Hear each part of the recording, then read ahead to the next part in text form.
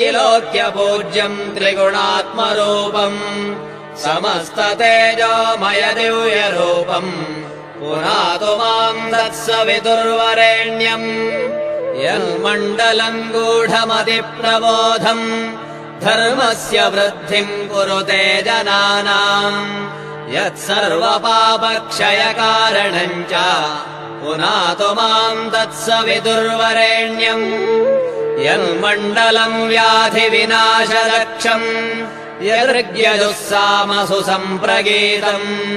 प्रकाशितम् येन च भूर्भुवः स्वः पुनातु माम् तत्सवितुर्वरेण्यम् यन्मण्डलम् वेदविदो वदन्ति गायन्ति यच्चारणसिद्धसङ्घाः यद्योगिनो योगजुषाम् च सङ्घाः